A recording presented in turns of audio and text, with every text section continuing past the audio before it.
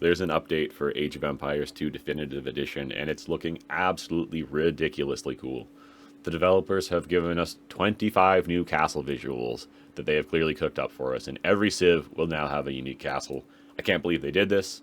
It's not a DLC, it's not paid, it's just a free, really cool visual improvement to a game. Even more unique unit visuals. Every single UU now has one. Check out the Teutonic Knight's super cool helm. The Janissary has a hat. TUS has been asking for that forever. And the new Elite Keshik, I think that's what this is gorgeous. It's so cool. On top of that, regional monks. So there's going to be new monk looks for all the different civs. And they're going to have new monasteries for different civs, Biz, Ethiopian, and shamanistic civs. This is the first little Easter egg that we're seeing in these patch notes. And we see a few more as this goes down the line. Again, another Easter egg here is the Traction Trebuchet. They're talking about how this kind of bluish purple will be used for regional units. Regional buildings will have kind of this reddish color, and then unique buildings will have this more purpley red, I guess. They've made some wording changes. And other than, the Easter egg down at the bottom of this, which is that the Eagle Warrior armor class is updated to Shock Infantry armor class because it's now being used by other units such as the GN Swordsman and the Fire Lancer. So there are going to be more units in the game. You can even see the Elite Fire Archer here. This set of patch notes is just littered with Easter eggs. But what we really want to look at here are the balance changes. And there are some huge balance changes for units at large and for specific civs. Elite Step Lancer upgrade has been reduced in cost by 300 food, so this is significantly easier to get into.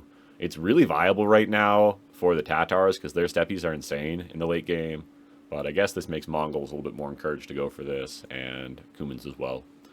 Cavalry Archer train time increased, so a little bit of a nerf there. Heavy Cav Archer also increased train time. Elite Elephant Archer, cost changed to reduce the food price by 20 and increase gold price by 10. You could say that this is bad for them late game, but good early game, good to get them masked, and probably, even though it's more expensive now on gold, the 20 less food and 10 more gold probably weigh out to make this a much easier unit to get into, a lot easier unit to get into. This is a crazy change. Transport ships automatically have that maximum of 20 transport capacity. You can do crazy things with like TC drops now on islands and any map where you start with the transport. This is nuts. And I think Saracen transports, if they still get the double bonus, will have 40 carry capacity. You can consider it carry a fifth. Imagine one Saracen transport ship landing and you get hit by 40 units. It's 40 Paladin or 40 Elite Mameluke in a Saracen transport. Oh no. You can resign. And they've, of course, changed it, so that's kind of just baked in from Careening and Dry Dock. This is a really cool change as well. Trade carts have been buffed with 25% more move speed and, a similar buff, but it's 0.33 for trade cogs. This is before they get Caravan, and then Caravan was nerfed. So I think it's all going to shake out to be pretty similar. 20% on top of 1.25 should be exactly the 50%. It should be basically what it is before, but Caravan is less important now. And this can kind of encourage feudal trading and unusual styles of play.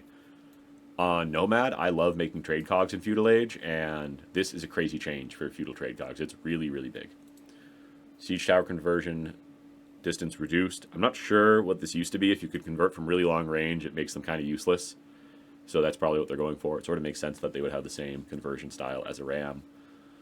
This is a really big one as well. Garrisoned buildings with villagers will no longer fire fewer arrows after researching ranged attack upgrades. So if you're tower rushing and you get +1 attack, you only need 4 bills inside, where before you needed 5 once you get +1. If you're getting TC dropped, you used to not want to get +1 attack because you need 13 to make a TC work right now with all 10 arrows. And after this, you'll only need 10, even if you have Bodkin. Good buff for defending with TCs. Probably a nerf to TC dropping, unless you're doing it with the Cumans in Feudal Age. Mangonels slightly nerfed against monks. Apparently, they used to sometimes die to one-shots from mangoes, which would be sad. This is a crazy, crazy update. Supplies has been removed from the game. That's crazy. But the militia line has been reduced in cost, down to 50 food. So you're basically getting, most of supplies for free. It used to go down to 45, so it's a difference of 5 food still from before. But then they've buffed this unit. So it has 6% more speed about. And that's a really big change because it's going to make them much more capable of catching up to enemy villagers, crossbows. It's a really, really important change for this unit. Two-handers, upgrade cost reduced, upgrade time reduced. These are just more things that we've seen. And then you see the same thing where they're buffed with 5 more HP. Champs have more attack. This is more HP on the two-hander, more attack on the champ, and more speed overall for a little bit more food. Arson moved to Feudal Age. This is really cool. And Eagle Scout train time reduced as well in Feudal Age. So they become a little bit more viable then. Okay, this is the craziest change in the patch. Elite Jaguar Warriors are no longer basically anti-infantry because they've reduced the anti-infantry bonus to 5 and 6. But they're still going to be great against infantry because they're just going to be amazing anti-melee units. Look at this. 15 attack, 19 attack on the Elite.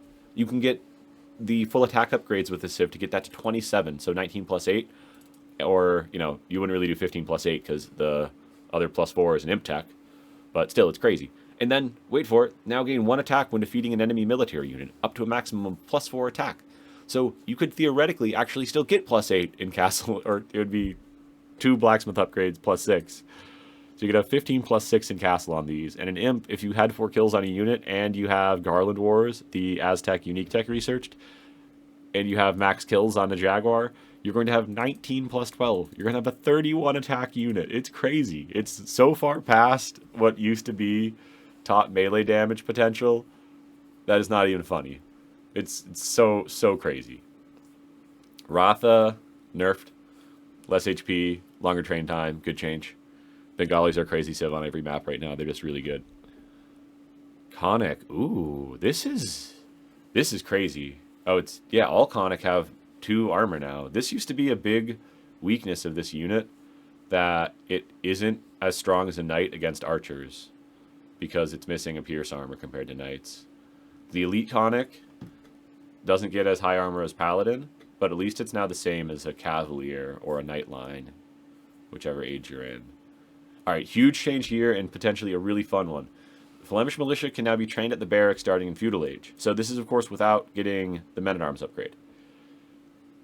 And they're 30-30, which is pretty cheap in food cost. And you could really spam these out. So you could be going for, a tower rush with this civ on Nomad. That's what I'm thinking. And then you're reinforcing it with Flemish Militia. So you just build the barracks and you get, 1 or 2 of these built. And then people can't vill rush you. You can attack villagers. You can just move around the map, scout, get a ton of value with these units. It could be really, really good. Kind of a quasi spearman still. It's going to get spearman armor class, and you can see that it still has some bonus damage against cavalry, and it's got 1 less attack than a man-at-arms. But I think that's actually 1 more melee armor than a man-at-arms as well, so it's really big. Maybe it's the same. I think it's the same. Woad Raider costs 5 more food. Base movement speed reduced, but wait, it's a debate because the infantry move bonus has been buffed for them. They're getting back some of their Dark Age infantry bonus. It's going to be slightly slower than before in Feudal Age. Then it's going to be the same in Castle Age. So I guess the Castle Age Woad is straight up nerfed. But the Imp Woad, while it still costs 5 more food, it also is going to be faster than it ever was. So the Elite Woad Raider, or even just any Imperial Age Woad Raider, is faster than ever, which is pretty crazy. Alright, so as you probably all know, the Chinese are being broken out into multiple civs, and that's kind of what all of the Easter eggs in this patch were about. They're just being completely reworked. Fire Lancers, rocket carts, Luchans, upgraded fire ships, dragon ships, new civ bonuses. It's hard to... They're going to have fast Lancers and fire ships in Castle Age. Faster fire ships in Castle Age is really good, actually. That'll be good on water maps. Elite Chukanu actually gets an attack bonus now, which is kind of cool. And Rocketry is no longer giving Chukanu bonus attack. So they're actually baking that into the Elite upgrade to make it worthwhile, which makes a lot of sense. And they're actually upgrading or making that more expensive too. So in the late game as Chinese, it actually looks like it'll be a little bit harder just to go you can't just go Chukanu Scorpion now. Or you can, but you just have to get techs that are kind of separated. No more camels for them. No mangonel line. And no cannon galleons. Rocket carts must be the equivalent of mangonels then. That's the only thing I can understand that would be an alternative.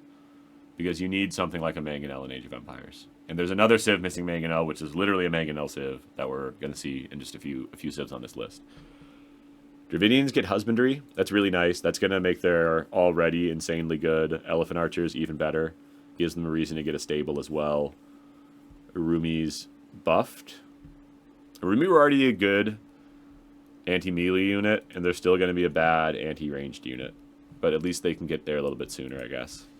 And they're definitely not a really viable late game unit for this civ. But they've already buffed the real late game unit in the Elite Elephant Archer, so it is what it is. 2-8. Okay, yeah, this is really nuanced. Again, the devs have done a beautiful job in this patch. You have 2-8-14, which is just like a. They've actually picked these numbers based on what seems fair. So it's only gonna be 2 HP a minute in feudal, which really slows it down. That feels great. 8 in castle, pretty similar to what it was before. 14, 15, pretty similar, but a little bit more balanced for the Georgian. Certainly, feels better. All right. So the Goths, we knew we were going to have some changes, but remember, infantry is cheaper now. So the Goths lose some of their bonus, which means their infantry probably costs more gold than before, but it costs less food. Huskar looks like it costs more, but... Or, sorry, Huskar looks like it costs less, but the balance, balances that out. And you can produce them faster at castles now, too, which is kind of cool. So you don't actually need Anarchy if you get one up, maybe, for at least low eco Huskarl, but low eco Huskarl isn't good. So... it's tricky. Tarkin's faster attacking, making them a little bit more viable, just not really a great unit right now. Italians have received insane buffs. Pavise was removed, but their foot archers just have armor by default now. So you could get 2 armor archers if you got the armor upgrade in Feudal Age, which would be crazy good. Villagers will only do 1 damage per hit. Scouts will only do like 3 or 4 damage per hit if they have upgrades. Silk Road has been buffed by making it an earlier tech and cheaper, so you can trade boom now early with this civ. And trade is smoother to get into because Caravan has been reduced in importance. And then they already have super cheap gunpowder, and they're going to get pass-through damage, like Scorpions, on their hand cannons and improved accuracy. This is going to be insane. They have 20% cheaper units that do 15% pass-through damage now. It's nuts. I think Italians are going to be insane now. They were already really good on Nomad and good on a lot of maps, and this is crazy to me. They're just going to play straight hand cannon and imp now. You're never going to see a Genoese crossbow in your life in Imperial Age, because these are just going to kill everything. It might not be true, but it's going to feel that way. All right, Samurai were made less expensive, and when they're running at an enemy, they have a speed boost. So this is kind of like an AoE4 mechanic. So it's probably going to be, when you're within 3 range of an enemy and you've right-clicked onto them or patrolled onto them, the Samurai are going to speed up and chase them down really fast, which is really strong. 50% line of sight to +4. I actually think that's probably a buff for galleys. I think it's more line of sight even. More line of sight at least early, maybe less later. Elite Ballista Elephants have finally been nerfed. This was a change where this like they were given this +1 attack a while ago, and T90 was like, that's crazy, and it's finally been reset. All right, Koreans are a completely different civ than before. We need to start with the bottom item here, and this is why rocket carts are just mangonels from what we're seeing here. Koreans were literally a mangonel civ, and they lose access to the mangonel line. Their mangonel team bonus is being changed so that instead of having no minimum range on mangonels, the villagers for the entire team have +3 line of sight. Koreans were the best nomad civ before. They're going to be effing crazy. It's going to be insane how good the civ is on nomad to have on your team. War wagons, less damage to buildings, a welcome change. I think the idea of no mangonel for this civ is really the idea that if you can make skirms, you can actually stop war wagons now, because the enemy can't just do mangoes, but maybe rocket carts will still kill skirms, so maybe it doesn't matter. Turtle ships are totally different. 2 volleys of rockets between cannon shots, and a huge amount of statistical changes to make them more effective versus galleys, but weaker versus demos. You can come read the attack specifics later if you really want to.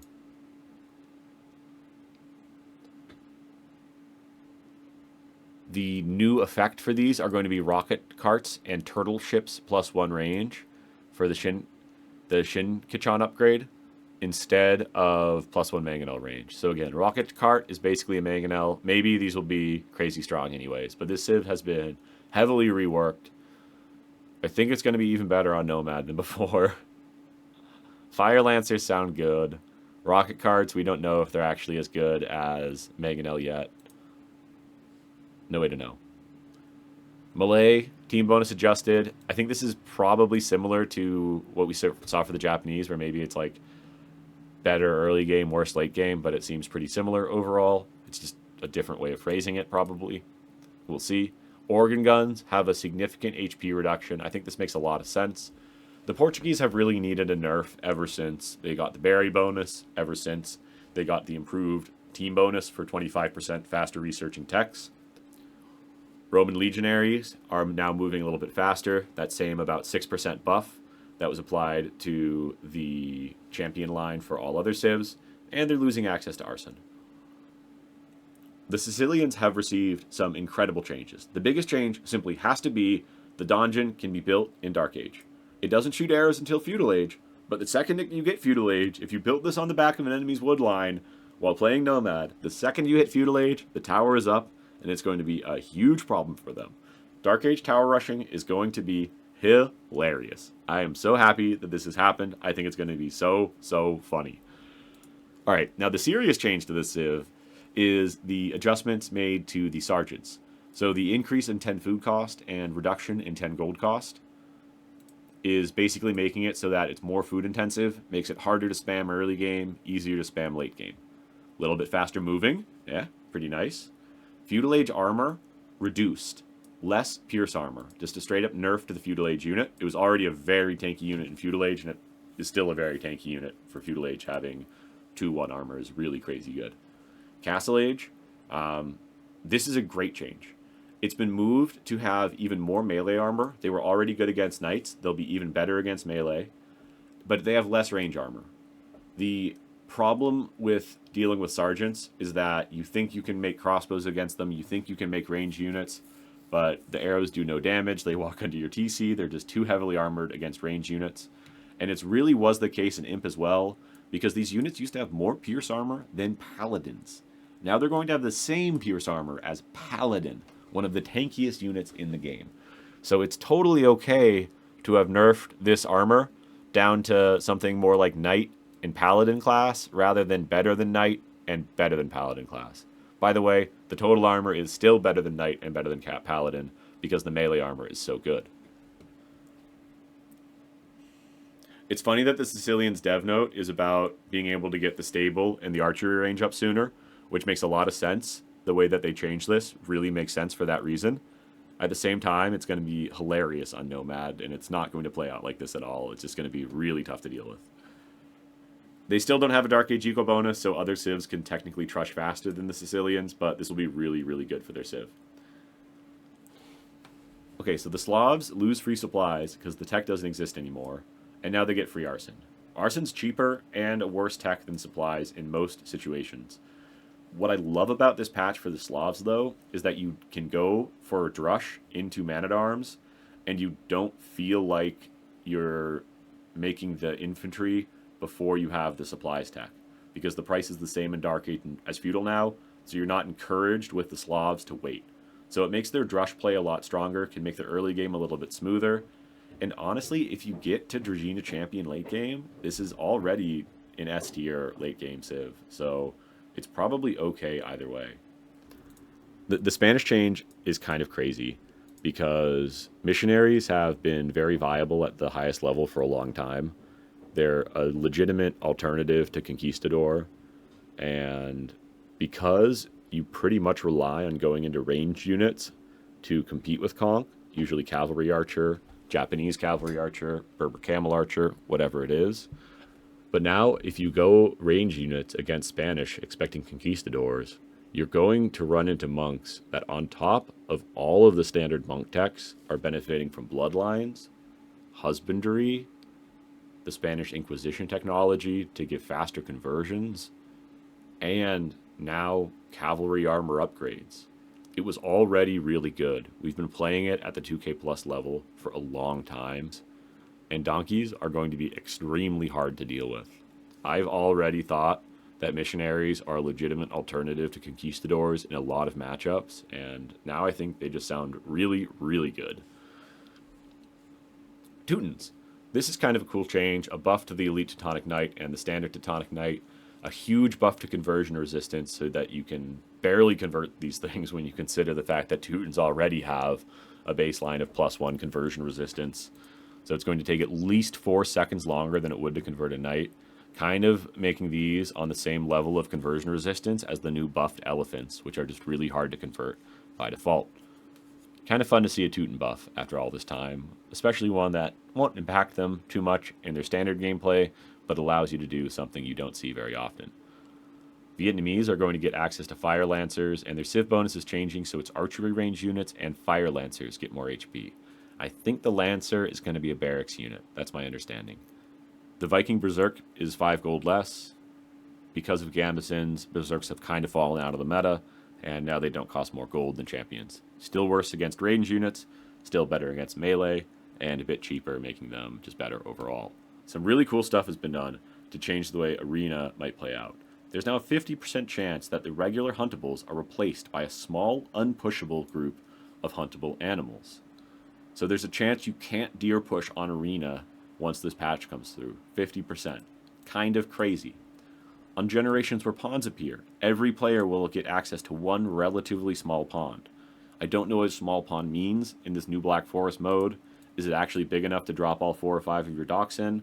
Or is it really small and that fish boom generations on the ladder will just be like really sterilized? Or will the balance actually be better? Who knows? 2 relics in every forest clearing on Black Forest. That's 8 per side. That is a ton of relics on this map now. Really crazy.